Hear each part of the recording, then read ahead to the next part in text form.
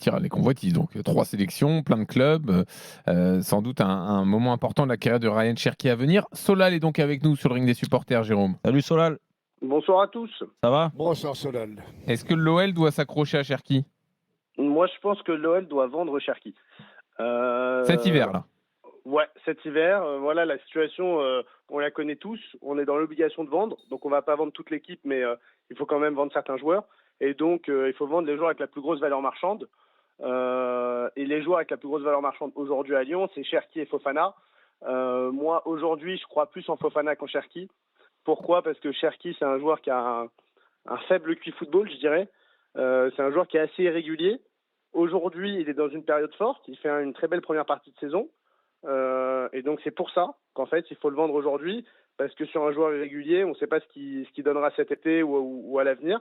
Et donc, un joueur irrégulier, il vaut mieux le vendre quand il est en haut.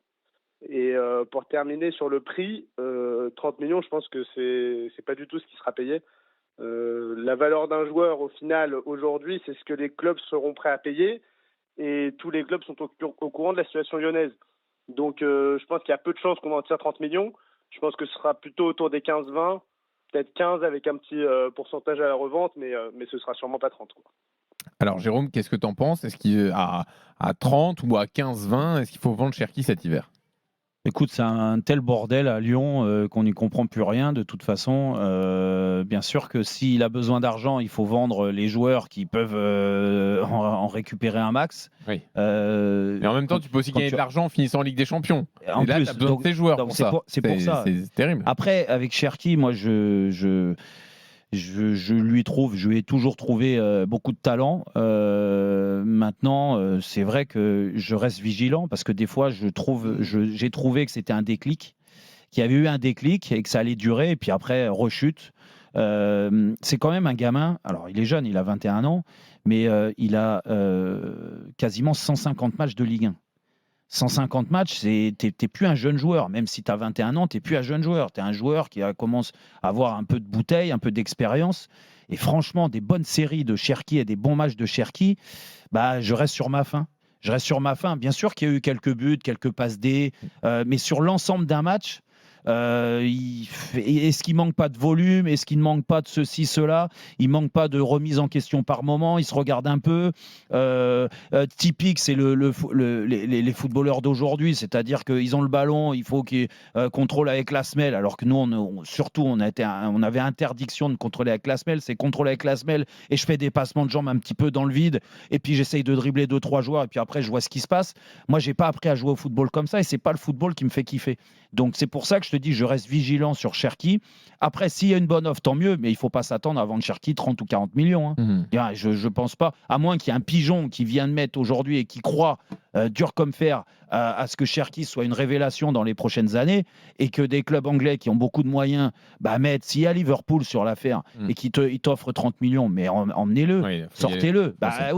Oui, mais ça, franchement, Jean-Louis, j'y crois pas trop. Steve, t'es d'accord avec Jérôme? Il faut le vendre s'il y a une belle offre comme ça? De toute façon, il faut le vendre. Il y a même pas le choix en fait. Oui. Ils sont tellement dans le trou. En fait, j'écoute pas mal depuis le début de semaine, un petit peu depuis leur passage en DNCG. Ils ont 500 millions excusez-moi le terme, dans le bout. En fait, à un moment donné, il faut vendre tes valeurs. T'as Cherki, allez, ça va se faire entre 20 et 25. Fofana, ça va être à peu près pareil. Il y a 2-3 jeunes qui peuvent faire. Tu as Miko Tatse qu'ils ont acheté cet été. C'est pareil, il va falloir le vendre. En fait, moi, c'est vraiment très grave, mais ça me rappelle Bordeaux il y a quelques petites années quand même, où là, ils ont commencé à vendre tous leurs joueurs de Ligue 1.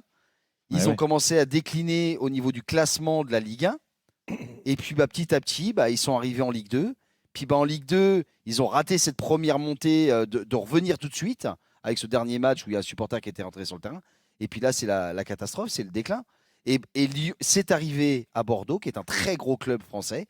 Je ne vois pas pourquoi, et c'est malheureux, s'ils n'arrivent pas à renflouer leur caisse, je ne vois pas. En plus, ils ont interdiction de recruter. Ils vont avoir une masse salariale encadrée. Ils vont, et je pense que ça va peiner encore tout le monde, une spéciale dédicace encore à tous ces salariés de l'OL, surtout au niveau administratif, qui ne sont pas du tout concernés par le sportif, qu'il va falloir qu'il dégraisse, alors que c'est peanuts dans l'absolu, dans la masse salariale.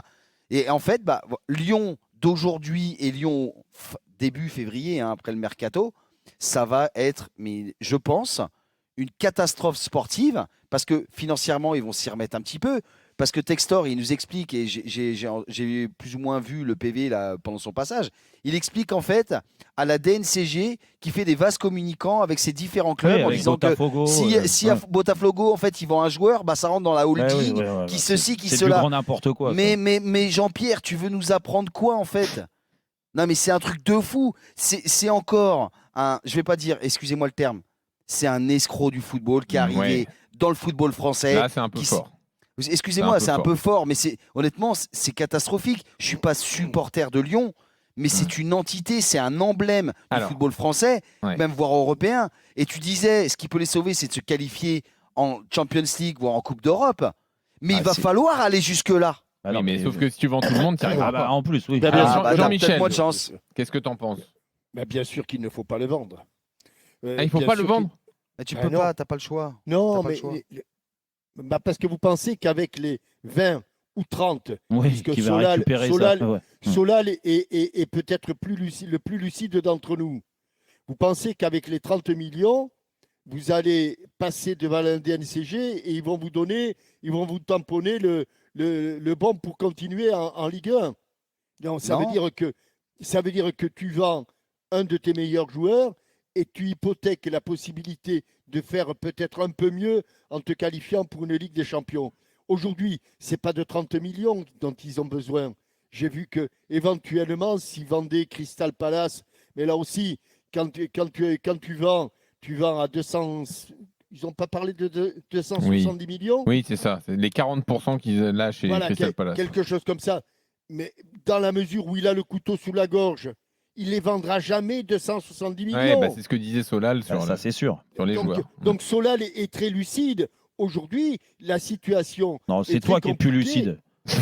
C'est toi qui es plus lucide. Moi, je vais te dire. Tu sais pourquoi tu n'es pas lucide? Non, mais attends. Tu es en train de nous expliquer que Lyon ne va pas se qualifier en Ligue des Champions s'ils perdent Cherki. Non, mais franchement, si, en gros, c'est ce que tu es en train de dire. Non, si, t'as dit il faut surtout pas le vendre s'ils ont comme objectif de faire la Ligue des Champions. Une chance de se qualifier. Mais Cherki, au début de saison, il n'était pas dans les plans, il voulait le dégager, il jouait pas. Là, en effet, ça fait 5-6 matchs où ça va, il joue. Mais d'accord. Je suis d'accord avec Solal quand il dit que Cherki est totalement. Dans 2 mois, on se reparle. Ça se trouve, dans 2 mois, il sera là, il mettra plus un pied devant lui. Dans 2 mois, on se reparlera. Les Jeux Olympiques, il n'était même pas titulaire. Il était remplaçant d'Olysée. Dans l'équipe des Merci JO. Solal. Il fait une bonne saison. Merci Solal et bravo pour ta lucidité. Merci Solal. Merci, c'est gentil. Merci, à bientôt. Merci, on remercie Fabrice Hawkins pour ses infos plus également. Que Jean-Michel. En tout cas, je ne voudrais pas être à la place de Textor et surtout des salariés de l'OL.